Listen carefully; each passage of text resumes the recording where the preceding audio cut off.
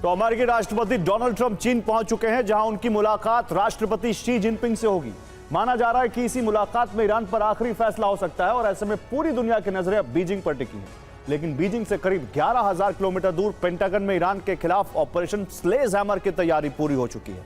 दावा है कि इस ऑपरेशन को मित्र राष्ट्रों के उस अभियान की तर्ज पर तैयार किया गया है जिसे दूसरे विश्व युद्ध के दौरान हिटलर के खिलाफ बनाया गया था। यानी ट्रंप अब ईरान के खिलाफ दूसरे विश्व युद्ध की व्यूह रचना लागू करने वाले हैं। क्या है ट्रंप का ऑपरेशन स्लेज हैमर और कैसे ये हॉर्मुज में ईरान की बेड़ियों को तोड़ सकता है? अमेरिकी मीडिया रिपोर्ट्स में दावा है कि अगर सीज फायर टूटा तो अमेरिका ईरान पर दोबारा हमले करेगा। इस बार सबसे पहले ईरान के हाथ से हॉर्मुज का कंट्रोल छीना जाएगा। ये सैन्य अभियान बिल्कुल नए तरीके से शुरू होगा। दूसरे चरण का नाम ऑपरेशन स्लेज हैमर रखने की तैयारी है। इसका ब्लूप्रिंट सिचुएशन रूम में तैयार हो चुका है। और ऑपरेशन स्लेज हैमर के कुल 3 चरण होंगे। पहले चरण के केंद्र में अमेरिका का छल छिपा है। दरअसल पहले चरण में अमेरिका हॉर्मुज में 3 से 4 डिस्ट्रॉयर को गश्त के लिए भेजेगा। ये डिस्ट्रॉयर हॉर्मुज के सबसे खतरनाक हिस्से में गश्त करेंगे। ये कोई सामान्य गश्त नहीं होगी, बल्कि एक सोची समझी चाल होगी। इन जहाजों को अमेरिका चारे की तरह इस्तेमाल करेगा। अमेरिका की कोशिश ईरान की मच्छर फ्लीट को उकसाने की होगी। ईरान इन्हें आसान लक्ष्य मानेगा, लेकिन ऐसा होगा नहीं। समंदर से हजारों फीट ऊपर टोही विमान और ड्रोन निगरानी कर रहे होंगे, जिसमें P-8 Poseidon, E-2 Hawkeye, MQ-9 reaper drone और RQ-4 ग्लोबल हॉक शामिल होंगे। इसके अलावा अमेरिकी सैटेलाइट भी निगरानी रख रहे होंगे। इन सभी के रडार ईरान की मच्छर फ्लीट पर टिके होंगे।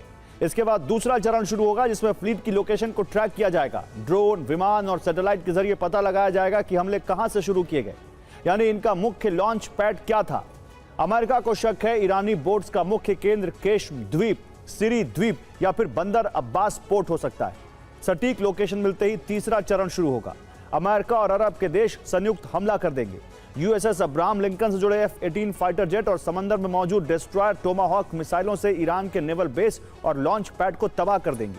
जिसके बाद ब्लैक हॉक हेलीकॉप्टर्स के जरिए अमेरिकी स्पेशल कमांडो और मरीन इन द्वीपों पर उतरकर कब्जा करेंगे, ताकि ईरान का खतरा हॉर्मुज से खत्म किया जा सके। 1942 में सोवियत संघ जर्मन सेना के दबाव में था। जर्मनी की सेना तेजी से सोवियत संघ में आगे बढ़ रही थी। ऐसे में मित्र देशों ने एक योजना तैयार की, जिसका उद्देश्य जर्मनी के खिलाफ दूसरा मोर्चा खोलना था।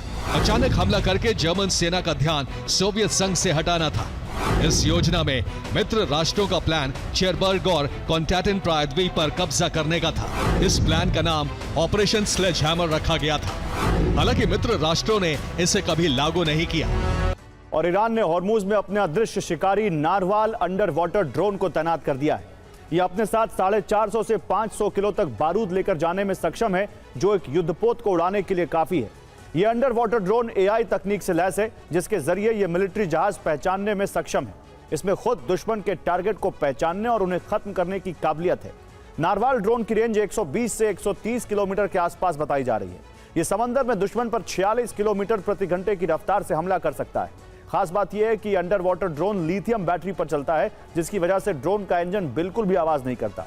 यही वजह है कि इसे समंदर का अदृश्य शिकारी कहा जाता है। समंदर में आवाज या हलचल नहीं होने की वजह से युद्धपोत का सोनार भी इसे पकड़ नहीं पाता। यह 300 मीटर की गहराई में रहकर दुश्मन का इंतजार करता है।